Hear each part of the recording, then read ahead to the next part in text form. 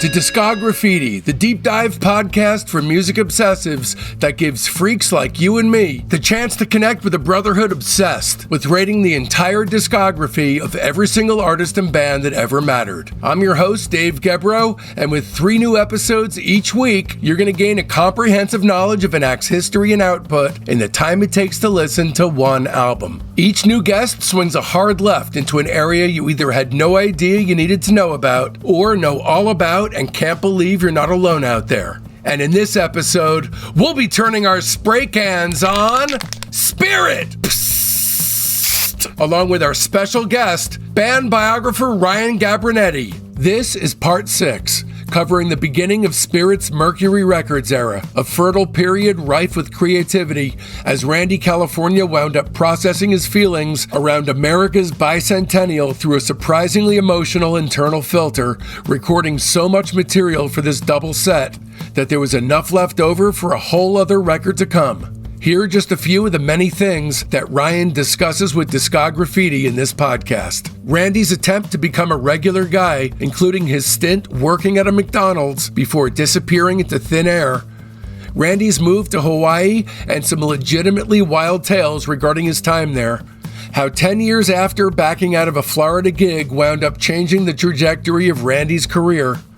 Reconciling the twin notions of recording an ambitious double set, but gracing it with an album cover drawn haphazardly upon a napkin, and an in-depth deep dive on every song off Spirit's Spirit of 76. And away we go then! Talk to me about moving to Molokai in Hawaii after Epic rejected the completed Potato Land. What happened to Randy? Yeah, so I mean, the timeline here is so interesting because, like, you have the rejection of the tapes. They took the tapes with them on this tour of England when they were, going as Spirit. They didn't have, all of the things that you described, that Fuzzy experienced. Randy just increasingly erratic, just dropping lots of acid. And Cass basically got him a plane ticket back and, it was just like, good luck, have a good one. So he was, back in LA, was in rehab for a little bit, still doing weird stuff. I mean, there's just some really interesting stories about him from that period. But sort of one day he, actually, before I mentioned this, he kind of tried to be a regular guy for a bit. He got some regular, he got an apartment out in the valley and he worked at McDonald's for a little while. He was flipping burgers. Yeah. He was really trying to just get back to What normal. year is this? This had been end of 72, 73, somewhere in there. The timeline again is a little bit hazy here, but basically one day he just disappeared. And his mom freaked out. It's just, family, everybody freaked out. And it turns out that he had in storage, he had a Porsche 911 that he had bought with some of his label money way back in the day. And he had sold the Porsche and bought a one-way ticket to Molokai. And it wasn't for, I think, a few weeks or months before he told anybody where he was. And during that time, he was he was working in coal fields. He was a pineapple picker. He was living in a tent. And I think as a result of one of these jobs, he developed a gangrene infection in his leg. Jesus. And they were going to get very close to amputating it. And the story goes, or the story that was related was that, so Molokai is, it's the most remote island in Hawaii. And historically, it has a leper colony there. That's where they sent all the lepers.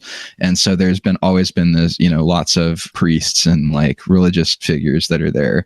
And so he was in the hospital with gangrene in his leg and they were this close to amputating it. And some priest prayed over his leg and the next day it got better. And that was when he sent a telegram back to Dottie Ross, to his management, to let everybody know where he was. Also, it should be mentioned, during this time, Epic decided to reissue the group's first and third albums as a twofer called Spirit in response to Sardonicus continuing to sell well as a catalog item, and the Best of Spirit came out. So, yeah, which is basically two things.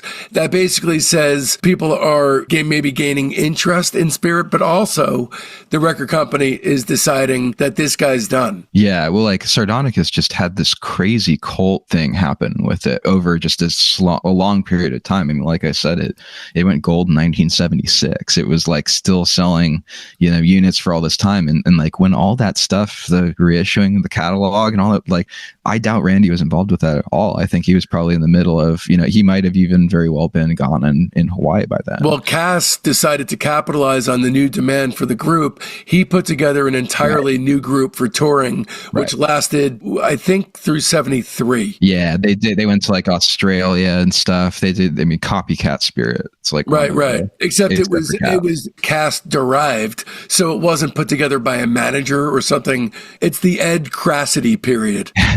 Well, it's like the conversation comes up a lot of like, why didn't they end Spirit? Like, why didn't Randy just be Randy, and why couldn't they have just gone on and whatever? And like Jay even said later that if they had just laid Spirit to bed, he would have come back.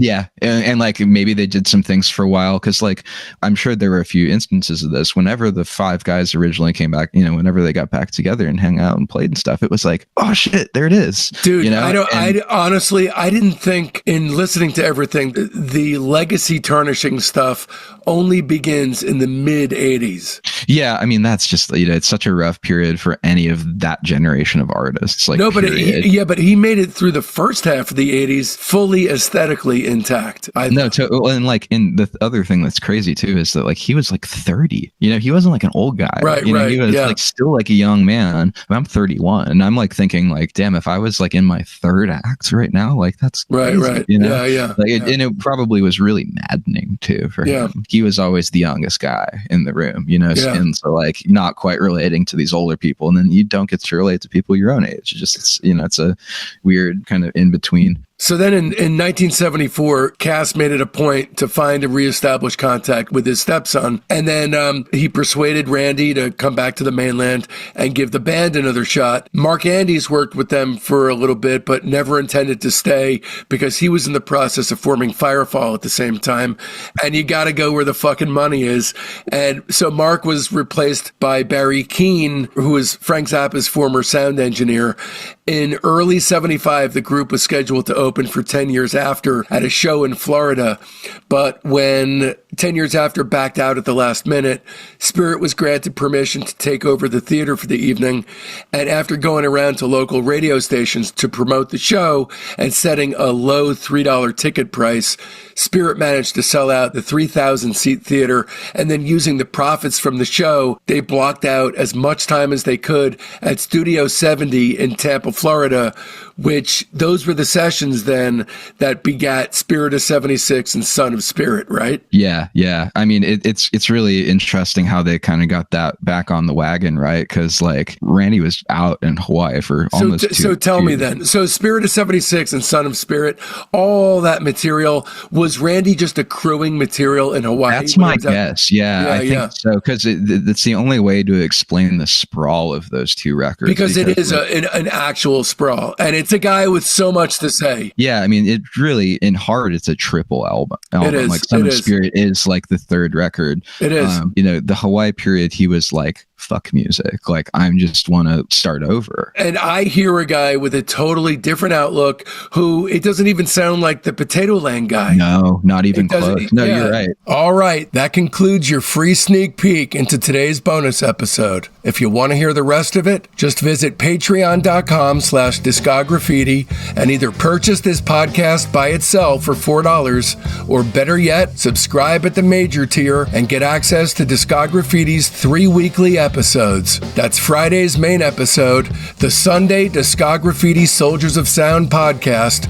That's our podcast within a podcast featuring Patreon members as guests, and your Tuesday bonus episode. Please keep in mind this is entirely how I support my wife and 7-year-old son, so don't risk feeling badly about yourself by not supporting Discograffiti. Become a member so you don't miss a single thing at patreon.com/discograffiti.